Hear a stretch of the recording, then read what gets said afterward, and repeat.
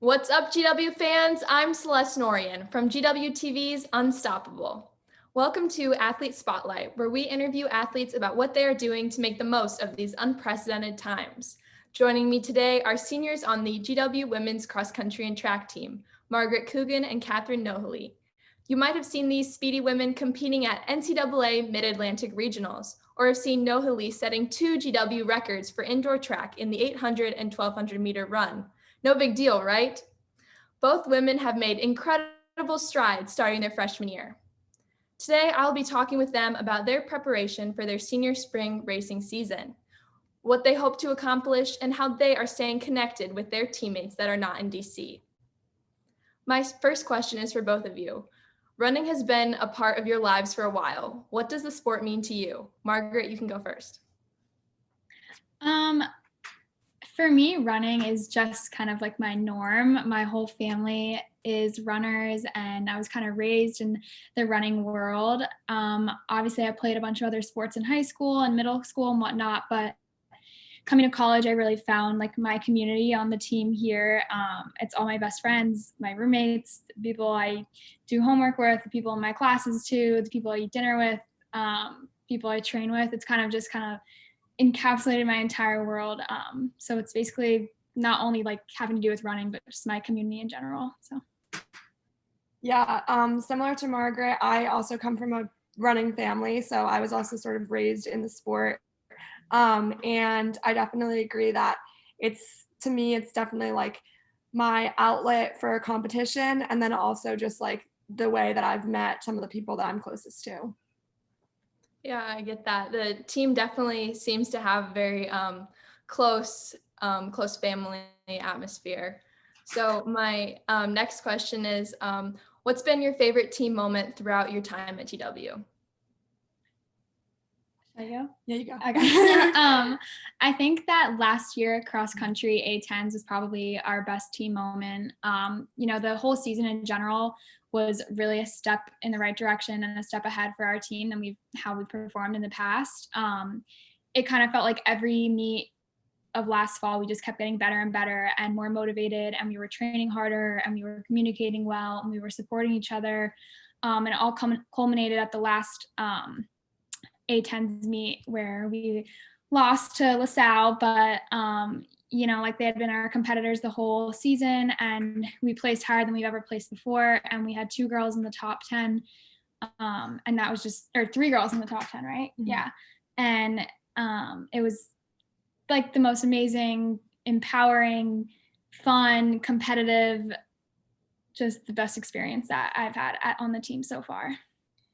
Yeah, that day was pretty good. It definitely stands out for me too, especially because we had like a bunch of alumni and also people from other sports and our families and friends all come and show up and cheer for us, and that was just like so fun because it was right over in George Mason.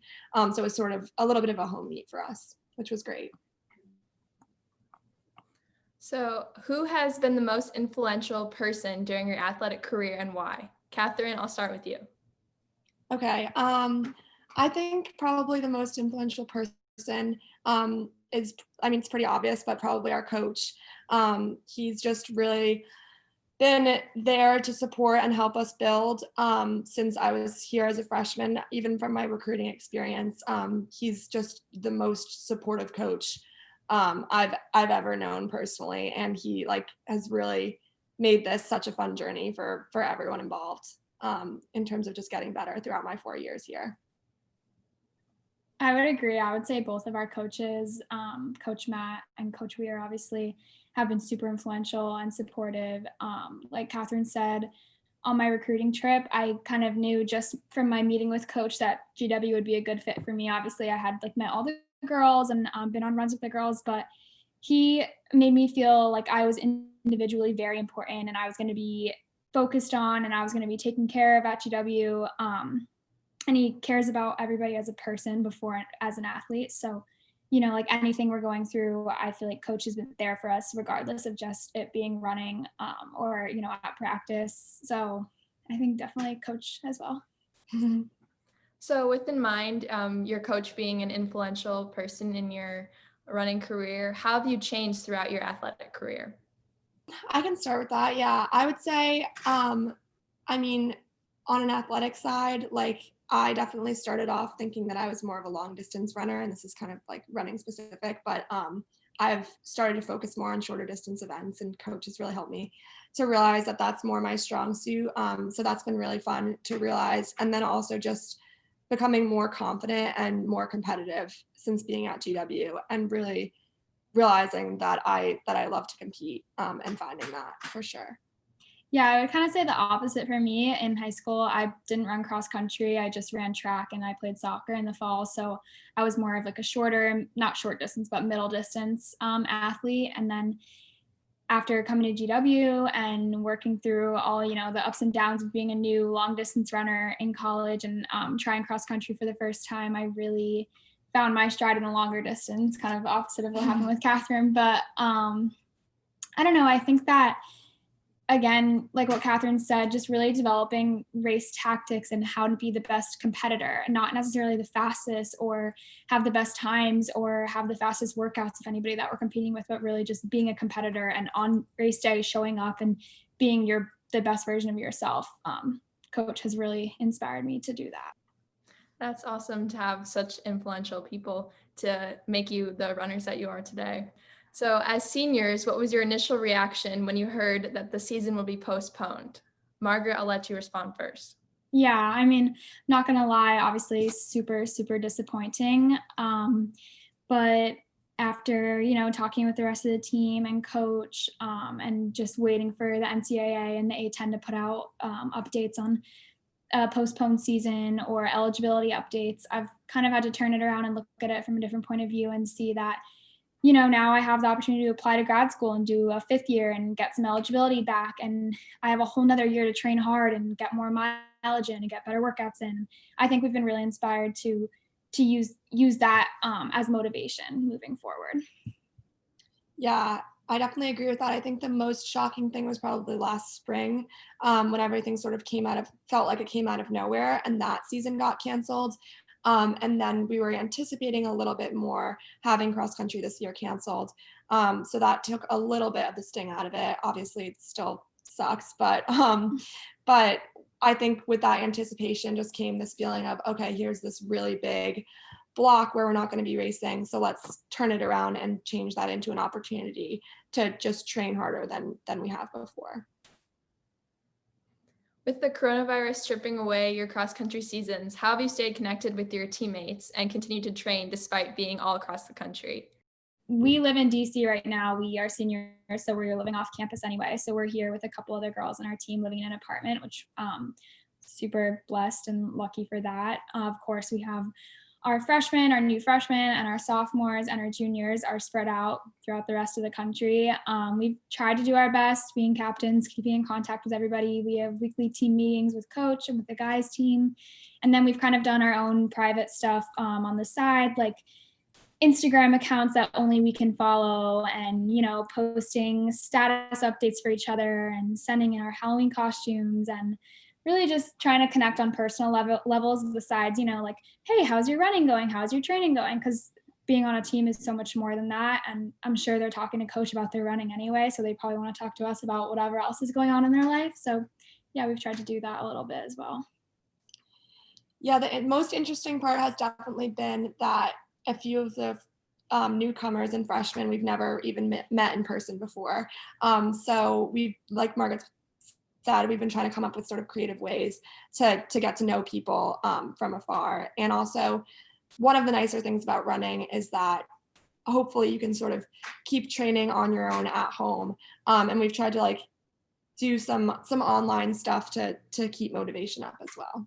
What does it mean to be a senior on the team? And what advice would you give to younger runners? I think that being a senior on the team just sort of means that you've become more comfortable, I would say, with the way that the team works on a technical level, just like how does practice work, and also just knowing the best way to get to know your teammates or foster a team dynamic.